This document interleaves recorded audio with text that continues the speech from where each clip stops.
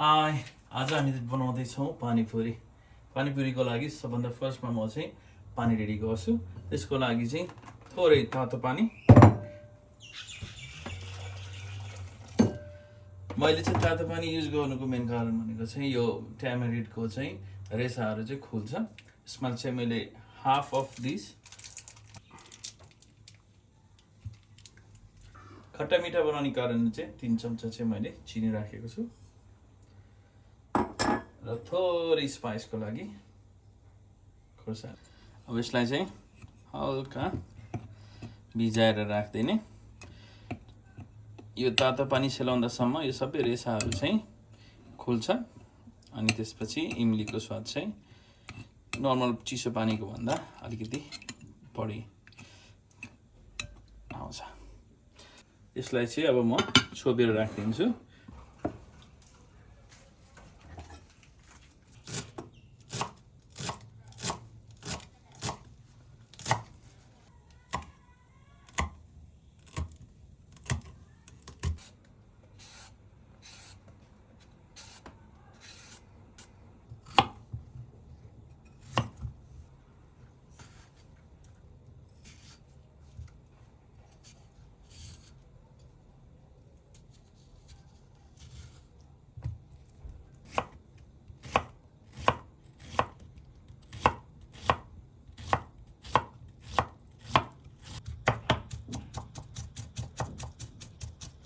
काँक्रोलाई चाहिँ एकदमै fine chop गर्नुपर्छ ताकि त्यो पानीपुरीको मसलामा मिक्स गर्दाखेरि काँक्रोको टुक्रा चाहिँ धेरै फिल नहोस्। यसैले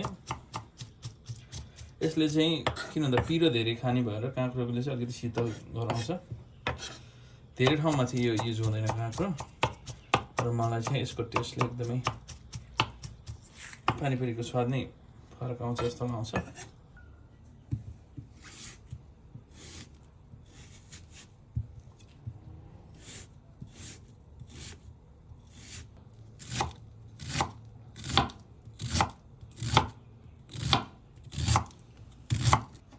अब चाहिँ हामी पानीपुरीको फिलिङ गराउन लागिराखेको छौँ। मैले अलरेडी 3टा आलु म्यास गरेर राखिसकेको छु। फाइन चप क्युकम्बर, यसलाई मिक्स गरिदिउँ। थोरै चिली, यो चाहिँ तपाईँहरूको स्वाद अनुसार। हामीलाई चाहिँ चिली अलि मनपर्ने भएको कारणले हामीले अलि धेरै राख्छौँ। धनिया,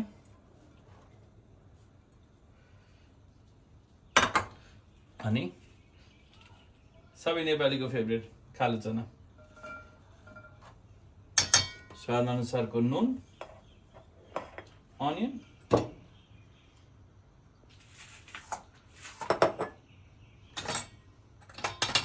मसला स्वाद अनुसार, र कलरको लागि हल्का काश्मिरी मिर्च। अब यसलाई हामीले जेन्टली मिलाउँछौँ। अब चाहिँ यसलाई मिक्स गर्ने। मैले चाहिँ थोरै अलिभ ओइल पनि लिन्छु र यसलाई चाहिँ हल्का मोल्ने। बल नगर्नु होला किनकि आलुको यो रेसाहरू चाहिँ हल्का रह्यो भने यसले स्वाद अझै राम्रो मिठो बनाउँछ।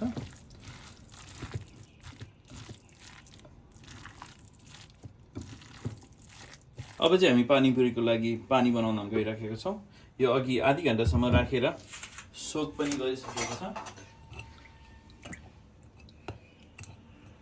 चाहिँ हल्का म्यास गरिदिनुहोस् ताकि यो इमलीको रेसाहरू मजाले फिजियोस्। यसमा तातो पानी भएको कारणले हामीले चाहिँ यसमा थोरै आइस हाल्छौँ ताकि रुम टेम्परेचर मेन्टेन होस्। अब भिरे नुन,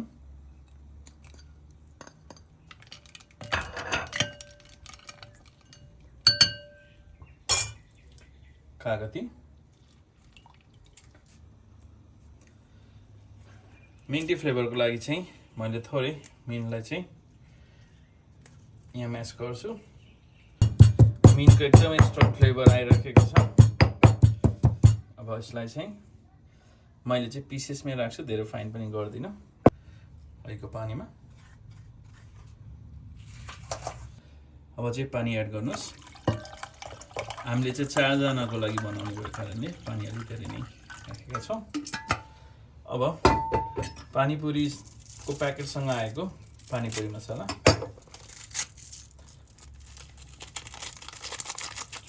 यो चाहिँ युजुअली जलजिरा नै हो र थोरै फ्लेभरको लागि चाहिँ मैले चटपटको पनि मसला हालिदिएको छु।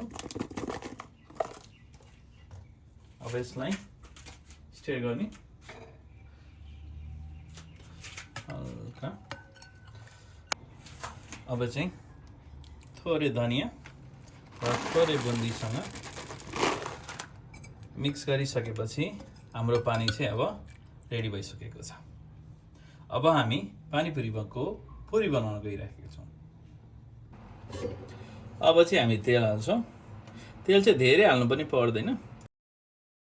अब चाहिँ हाम्रो तेल तातिसकेको छ। यसलाई चाहिँ चलाइराख्नुपर्छ। जति चलाउनुहुन्छ पानीपुरी त्यति ठुलो हुन्छ। त्यसैले चाहिँ चलाउनु होला।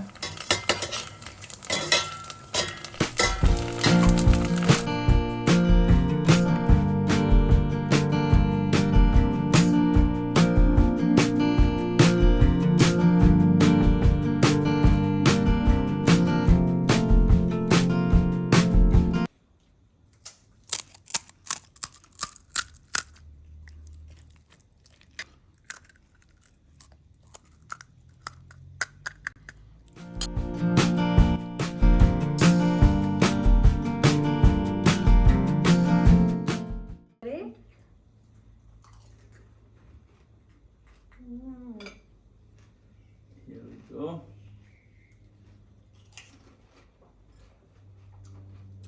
पानी तो खट्टा खट्टा मीठा है? दामी जो भएको छ।